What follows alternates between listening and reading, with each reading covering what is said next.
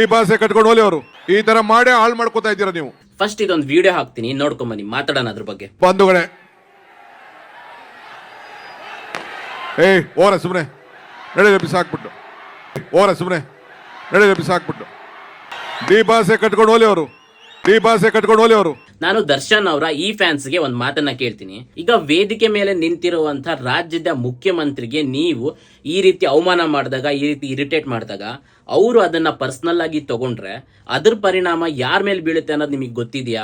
ಇದಕ್ಕೂ ಮುಂಚೆನೂ ಸುಮಾರಷ್ಟು ಸ್ಟೇಜ್ ಫಂಕ್ಷನ್ ಗಳಲ್ಲಿ ಬೇರೆ ಬೇರೆ ಆಕ್ಟರ್ಸ್ ಗಳು ಸ್ಟೇಜ್ ಮೇಲೆ ನಿಂತಾಗ ನೀವು ಡಿ ಬಾಸ್ ಅಂತ ಹೇಳಿ ಸುಮಾರಷ್ಟು ಸರಿ ಕೂಗಿದ್ದೀರಾ.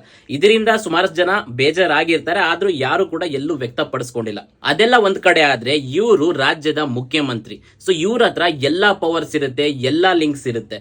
ಸೊ ನೀವು ಈ ರೀತಿ ಅವಮಾನ ಮಾಡಿದಾಗ, ಇರಿಟೇಟ್ ಮಾಡಿದಾಗ, ಬೇಕು ಅಂತಾನೆ ಸ್ಟೇಜ್ ಮೇಲೆ ನಿಂತಾಗ ಈ ರೀತಿ ಎಲ್ಲ ಮಾಡಿದಾಗ ಅವ್ರು ಅದನ್ನೆಲ್ಲ ಪರ್ಸನಲ್ ಆಗಿ ತಗೊಂಡ್ರೆ ನೀವು ಯಾವ ವ್ಯಕ್ತಿ ಹೆಸರನ್ನ ಇಷ್ಟಪಟ್ಟು ಕೂಗ್ತಾ ಇದ್ದೀರಾ ಅದೇ ವ್ಯಕ್ತಿಗೆನೆ ತೊಂದರೆ ಆಗೋದು. ಅಂಡ್ ಡಿ.ಕೆ. ಶಿವಕುಮಾರ್ ಅವರು ಇದೇ ವಿಡಿಯೋದಲ್ಲಿ ಇನ್ನೊಂದು ಮಾತನ್ನ ಹೇಳ್ತಾರೆ, ಕೇಳಿ.